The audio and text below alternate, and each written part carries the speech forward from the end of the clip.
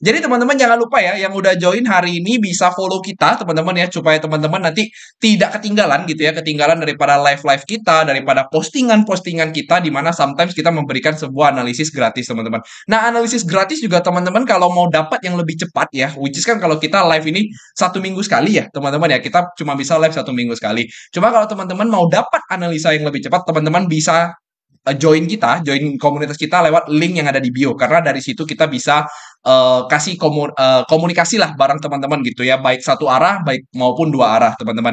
Nah, welcome teman-teman ya untuk hari ini di live-nya. Hari ini silakan ya teman-teman mau bahas apapun terserah gitu ya. Kita nggak ada pembahasan utama, kita tidak ada pembahasan tema-tema utama. Teman-teman silakan request by comment teman-teman ya. Teman-teman request by comment. Contoh, ini ada yang tanya Elon versus Trump sampai chapter berapa gitu kan. Ini kan lagi drama teman-teman. Kebetulan tadi si Elon Musk kalau nggak salah, sorry, si Trump mulai ngomongin Elon Musk lagi gitu ya. Dia mulai ngomongin Elon lagi tentang semua bisnisnya gitu ya, tanpa tanpa dia tuh dia bisa jadi apa gitu ya. Nah, jadi seperti itu ya teman-teman, silakan di komen aja, kita ngecek apa yang kita bisa kelihatan dari sini teman-teman ya. Jangan lupa teman-teman yang belum follow langsung follow ya, cepat-cepat follow supaya kalian tidak ketinggalan. Karena kalau kalian lupa nanti pasti kalian ketinggalan teman-teman ya. Jangan lupa share juga ya. Nah, eh ini juga kalian bisa lihat ya di kolom bawah, di bawah kamera gua, di bawah kamera gua itu ada top viewers teman-teman. Nah, top viewers itu adalah orang-orang yang ngetap layar paling banyak dan ngetap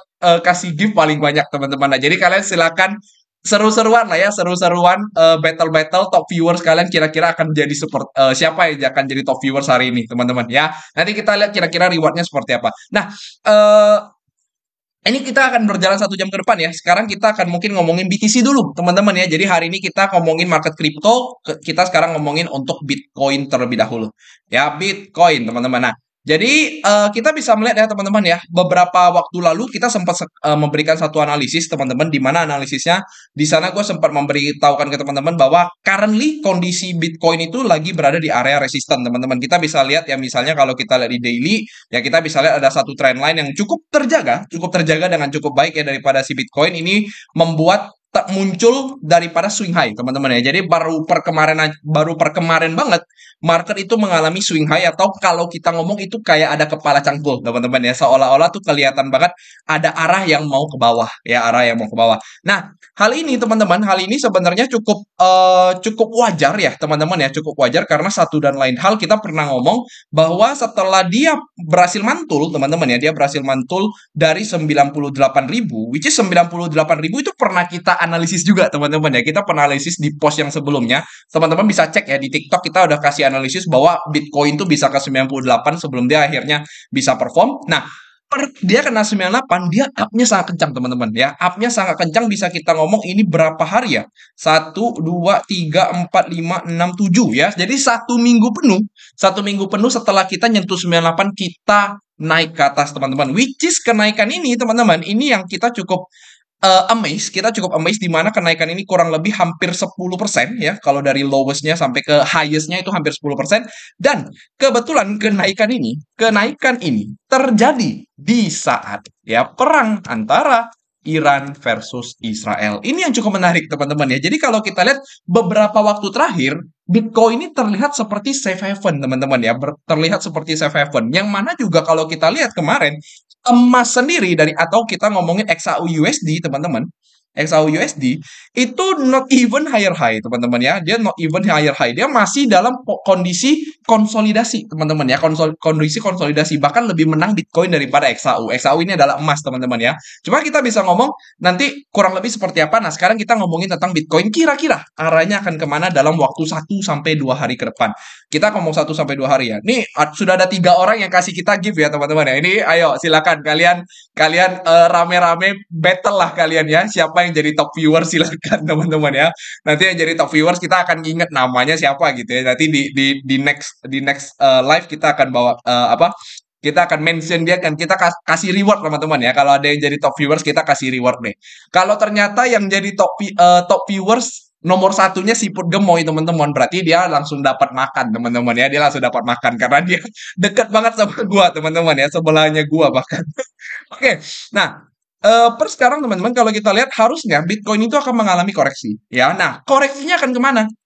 Nah, jujur kalau kita lihat secara sekilas teman-teman ya, kalau kita lihat sekilas saja di sini, kita bisa lihat ada potensi di mana Bitcoin itu ada dua area yang harusnya terjaga sama dia.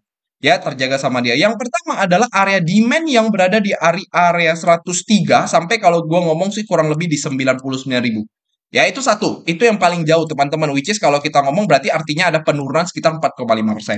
Nah, tapi sebelum dia ke sana, ada satu pertahanan lagi, teman-teman. Ada satu pertahanan di angka 106.000, 106K, ya, sampai 104,6K. Nah, ini cukup penting, teman-teman ya. Area 106 sampai 104,6 karena di sini ada konsolidasi, teman-teman. Ada konsolidasi daripada pergerakan sebelumnya. Yang mana kalau kita pun tarik Fibonacci dari lowest sampai ke highest-nya, ya, lowest sampai ke highest-nya. Nah, kita bisa melihat area 106 ini itu berada di salah satu kunci penting, daripada Fibonacci, yaitu adalah 0,382. Ya, 104.600 sampai 106.000 ini ada satu Fibonacci yang sangat kuat. Nah, Fibonacci ini sebenarnya kita bisa sebut sebagai high energy rally. Nah, teman-teman pasti jarang mendengar ya, karena jujur ya memang ini adalah teori-teori private teman-teman ya, teori-teori private yang pernah kita ajarin juga di beberapa komunitas kita di waktu-waktu yang lalu. Makanya kalau teman-teman yang mau tahu nih pembelajaran-pembelajaran seperti ini, jangan lupa follow kita teman-teman ya, jangan lupa follow kita ya. Jadi ini banyak yang udah follow The Live Creator.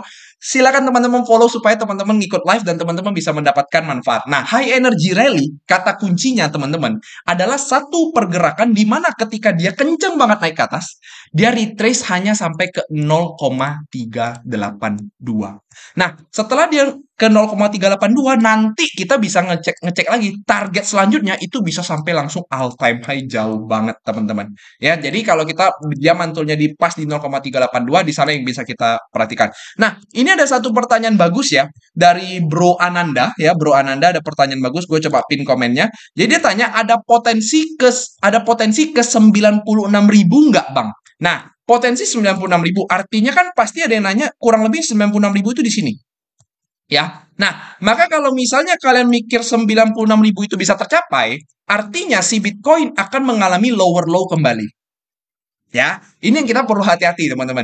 Kalau dia sampai membuat lower low kembali, artinya bisa jadi 98.000. Ya, itu bukan merupakan area pantulan yang membuat dia bisa jadi naik all time high. Di analisis yang lalu kita menganalisa bahwa 98.000 akan menjadi bottom cycle top bottomnya, teman-teman. Sorry, bukan top bottom, local bottom ya, local bottom kalau teman-teman ngerti di dunia kripto harusnya ngerti lah ya, local bottom itu seperti apa. 98K ini tidak terjadi kalau seperti itu. Yang apa? Dia malah ke 96. Ya. Nah, yang gue takutkan justru kalau dia ke 96, dia justru akan menjadi bearish, teman-teman. Kenapa menjadi bearish? Ini pertanyaan orang-orang kan. Nah, sekarang kalian bayangkan ya, ini gue coba hapus dulu semuanya. Oke, gue hapus dulu semuanya. Kita lihat 96.000. Oke. Nah, kita pergi ke candle yang lebih besar. Kita lihat dari perspektif lebih besar, yaitu 96.000. Oke. Nah, kalau kalian perhatikan, ketika Bitcoin semisal kata dia nyampe ke 96.000, either minggu ini atau minggu depan, maka kalian bisa melihat nantinya secara candlestick akan ada penurunan yang cukup dalam. Ya, secara candlestick. Secara line chart, artinya kalian bisa lihat di sini bahwa dia akan semakin menunjukkan bahwa dia membentuk yang namanya swing high. Nah, swing high di sini sangat penting, teman-teman. Kenapa sangat penting? Karena kalau kalian cek di video kita tentang stokastik, kalau kalian ngecek video kita tentang stokastik ada di postingan kita, silakan teman-teman kalau mau ngecek. Kalau nggak salah di part terakhir, gue bilang bahwa kalau ada swing high di kondisi daripada stokastiknya menyentuh overbought, ya, stokastiknya menyentuh overbought, maka habislah cycle-nya. Biasanya nanti dia akan koreksi justru bukan ke 96.000, justru bisa jadi dia akan koreksi sampai ke 80.000-an, teman-teman, which is adalah support yang terletak di sini.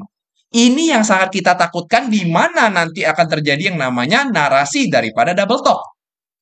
Ya. Jadi kalau kalian ngomongin Bro Ananda kalau dia ngomongin 96.000 apakah ada potensi atau tidak? Jujur secara harga tuh ada.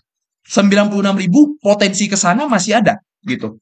Tetapi kalau sampai ke sana, maka gua teman-teman akan keluar dari market kripto. Ya, saya akan keluar pasti dari market crypto dari posisi spot saya semua. Kenapa? Karena gue takut, teman-teman. Gue takut posisinya bisa jadi dia jadi double top. Ngapain gue beli di 96.000? Tanggung banget. Mendingan gue tunggu di support selanjutnya, yaitu 85.000, which is itu jauh banget. Ya, jadi rugi dong BlackRock. Nah, tuh, pinter tuh Bro Giodos ya. Bro Giodos ngomong tuh, Bro Giodos, ya kalau ke sana jadi rugi dong BlackRock. Memang seperti itu, teman-teman.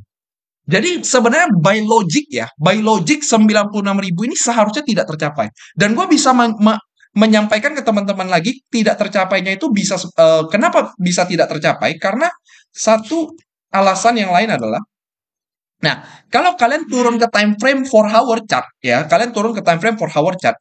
Ini kalau kalian lihat ya, kalian perhatikan ini. Ini berdasarkan cycle sebelumnya ya.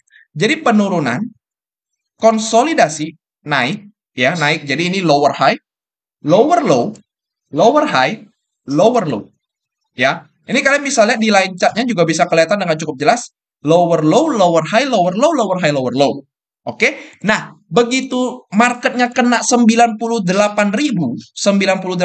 which is di 98.000 adalah area yang kita marking sebagai area daripada fair value gap, which is tepat banget di sana 98 ribuan, ya, dia langsung mantul kencang. Dan yang terjadi adalah, sorry teman-teman, aku malah nggak kelihatan ini. Tunggu, ini agak hilang teman-teman ya. Bentar. Ini agak hilang. Nah, yang terjadi adalah justru dia mengebreak area yang sebelumnya merupakan lower high-nya dia. Jadi ini lower high terakhirnya dia, teman-teman. Ini lower high terakhirnya. Kalian bisa lihat di sana, itu ada lower high terakhirnya di sana. Ya, lower high terakhir, di break sama dia. Ya, jadi artinya kalau dia sampai turun lagi, melebihi 96.000. Ya, melebihi 96.000, maka yang terjadi adalah dia menjadi lower low kembali. Nah, tapi nanti ada yang ngomong. Pasti nanti ada yang counter gua lagi. Kalian ada yang counter gua. Tapi kok, gitu kan. Tapi kok, gitu kan. Tapi bang. Tapi bang. Bang. Tapi bang. Nah, tapi bang, kalau misalnya kita lihat, even dia ke 96.000. Nah, banyak orang yang ngomong nih, 96.000. Berarti ada yang ngomong bahwa ini merupakan area daripada, ya sorry, ini aku patah-patah sedikit teman-teman ya. Tunggu. Aku yang nggak bisa ngelihat layarku sendiri. Oke. Nah, jadi kalau kita lihat ada kemungkinan memang dia bisa balik ke sana 96.000, which is dia akan membentuk A, B, C, D, E. Nah, yang mana ini menjadi syarat kan? Ini kan menjadi syarat, salah satu syarat daripada bullish flag itu terjadi. Ya nggak? Menjadi salah satu syarat daripada bullish flag itu terjadi. Bisa nggak dia dari 96 baru dia up gitu kan?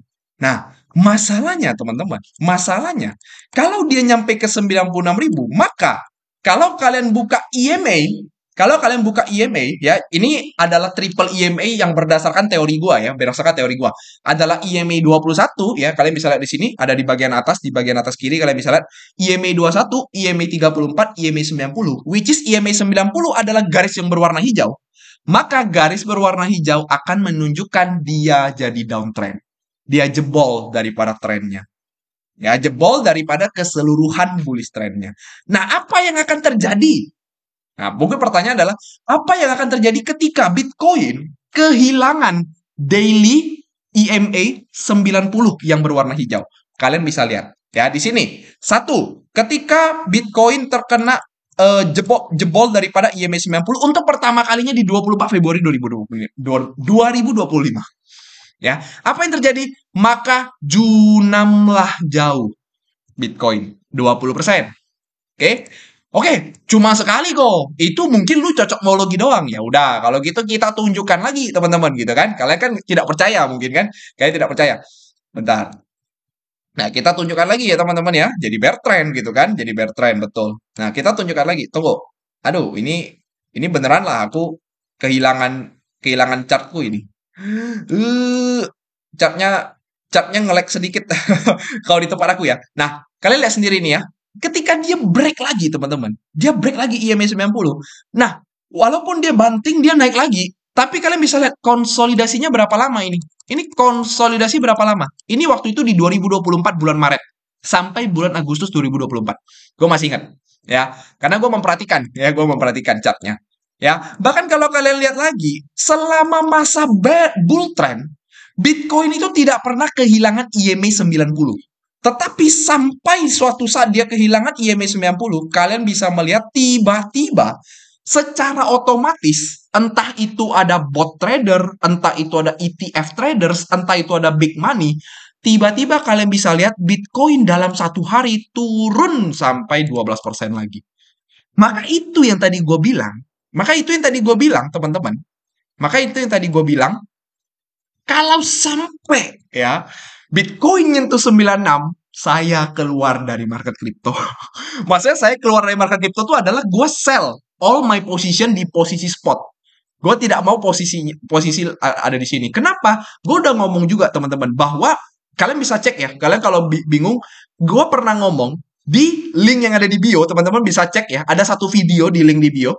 Gue bilang top cycle itu akan terjadi dalam waktu yang sangat dekat, yaitu di 2025 ini Q3 awal. Ya, Q3 awal, which is mulai dari bulan Juli, Agustus, dan lain sebagainya. Nah, yang gue takutkan ketika 96.000 terjadi, maka itulah yang menjadi bear marketnya. Oke? Wah, gila. Satu pertanyaan, gua ngejawabnya hampir 10 menit lebih. Mantap nggak, teman-teman? Kasih tap-tap layar ya, teman-teman ya. Tap-tap layar sebanyak-banyaknya. Jangan lupa kasih gift, teman-teman ya. Waduh, ini Bro Alfonsius nge-spam gift dia. Dia mau jadi top viewers. Kita lihat dulu ya, top viewersnya siapa nih? Wih, di Alfonsius jadi nomor 1 top viewers dia. Dia nggak mau kalah. Ini ada Zain Maru dan lain sebagainya. Ya, oke. Nah, kita lanjut ke pertanyaan yang benar. Ini kan si Nice Day ini kan. Nih, Nice Day ini apa sekte ungu nih teman-teman ya. Dia sekte ungu nih. Nice Day. PP sekte ungu. Sekte PP ungu teman-teman ya. Makanya dia katanya yang benar katanya gitu. Ya sudahlah, nanti kalian masa sih harus tanya gitu kan. Gue free lifetime titik. Nggak, jangan gitulah Bro Alfonsius ya. Nanti kita lihat ya. Gue sampai download TikTok. Oh, Mas Mancung ya. Halo Mas Mancung. Halo, halo, halo. Sekte sekte bantah. Nggak boleh sebut brand loh teman-teman. Nyebut brand kalau di TikTok kena ban loh. Mantap Bang untuk penjelasannya. Oke, semoga bermanfaat ya Bro Zain Maru. Thank you ya sudah kasih gift. Kalau tembus bisa ke 80.000. Betul Bro Human ya. Jadi kalau tembus bisa ke 80.000. Nah, ini ada yang tanya dari Bro ZZDX0 ya. Nama indikatornya apa kok? Kalau yang ini adalah EMA 213490. Ini tidak ada di TradingView. Ini gua punya sendiri, teman-teman. Ini script ya. Kalau yang EMA 213490 ini script. Biasanya kalau teman-teman join kelas gua share ke teman-teman. Ada beberapa teman-teman yang pakai inilah. Iya, betul. Jadi masuk akal penjelasannya, semua bisa dipelajari dari sejarah perjalanan. Nah, kalau yang tadi ya, Bro apa tadi? Bro ZZDX0 susah sekali namanya. Kamu bisa cari di bagian indikator, cari aja stokastik ya, cari aja stokastik. Kamu buka di sini. Ini aku sudah kebanyakan ya. Wah, aku udah kebanyakan ya. Tapi ini satu lagi sebenarnya lebih ruwet. Tapi kalian bisa cari plain stochastic divergence ya. Jadi gua tulis di sini ya. Yang gua pakai adalah plain stochastic divergence ya. Settingan tetap 533, yang belakangnya tetap 2. Ya, nah ini gua kasih plain stochastic divergence tuh, gua pin ya namanya tuh, silakan. Plain stochastic divergence itu yang gua pakai untuk stokastik ya, tapi ada cara pakainya lagi gitu loh. Jadi agak berbeda-beda sedikit. Oke?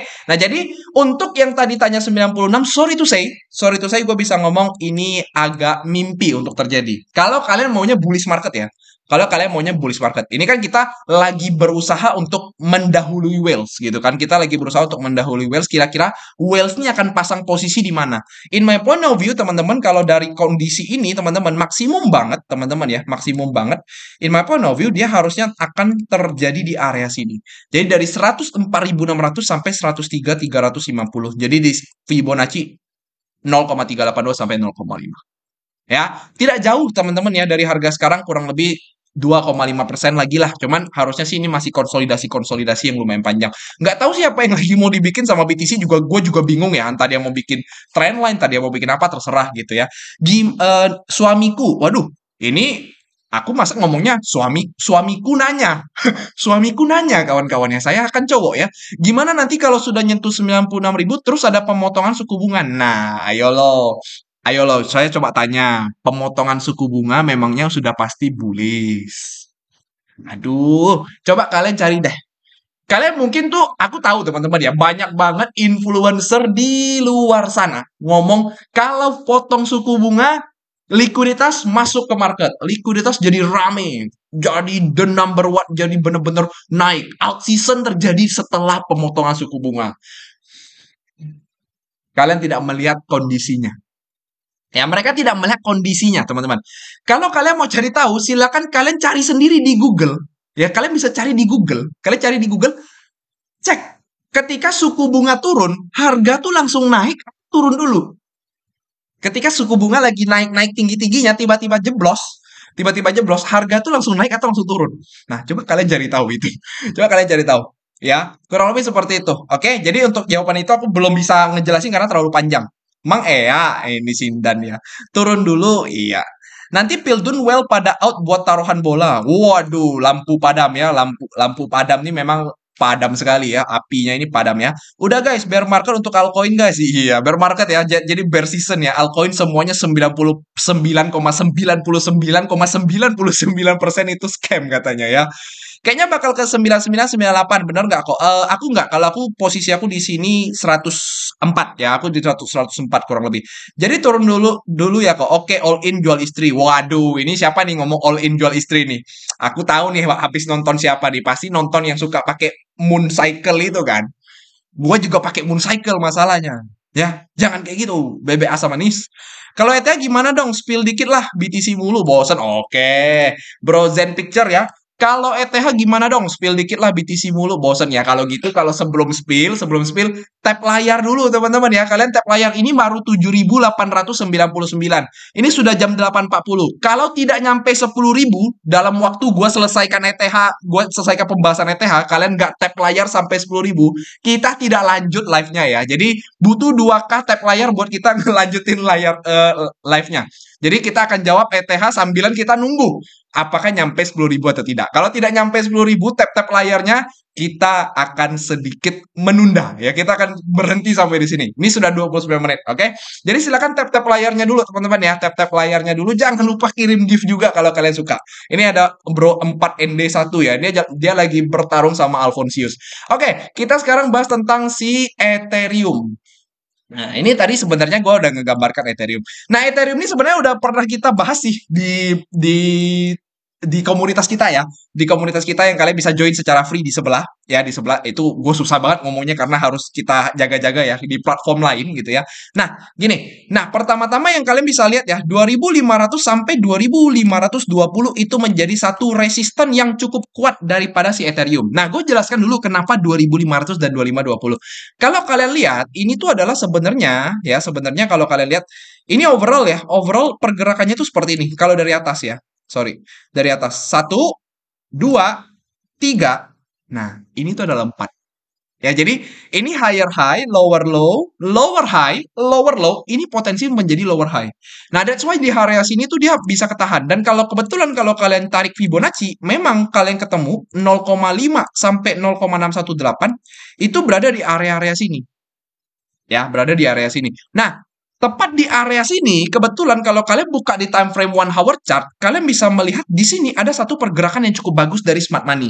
Ya, dari smart money apa? Jadi dia meninggalkan satu area yang cukup penting. Kalau kalian lihat ya, ini ada satu konsolidasi panjang.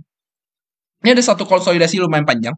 Nah, sebelum konsolidasi tersebut di breakdown, dia itu mengalami kenaikan terlebih dahulu. Jadi seolah-olah dia breakout. Wajir, kencang nih teman-teman. Tiba-tiba setelah breakout, dia malah langsung junamnya parah banget. Jadi ini benar-benar ngambil likuiditas, ya, ngambil buy side liquidity, langsung dijunamkan. Nah, ketika area ini terbentuk, nah, di sini itu ada sebelumnya itu adalah demand zone. Ini sebelumnya adalah demand. Ketika demand tersebut langsung di breakdown, maka dia akan menjadi yang namanya supply zone. Atau biasanya gue bikin di sini pakai kotak ungu, teman-teman. Kotak ungu ini bernama menjadi namanya adalah base ya, menjadi base. That's why ketika dia masuk reject. Nah, kondisi hari ini kita bisa lihat untuk Ethereum sendiri itu membentuk double top ya.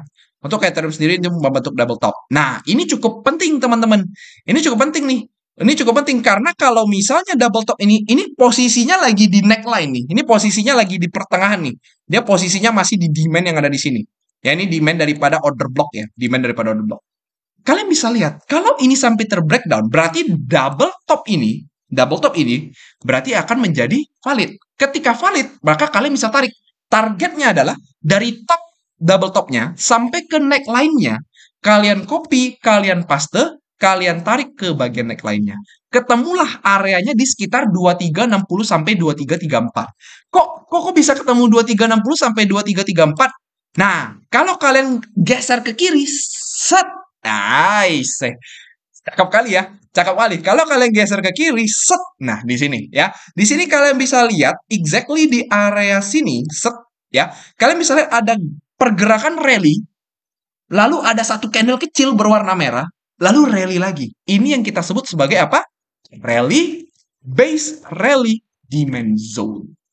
Oke, RBR demand zone. Jadi di 2330-an sampai 2360-an, teman-teman, ya. Nah, area tersebut yang bisa menjadi pantauan untuk saat ini.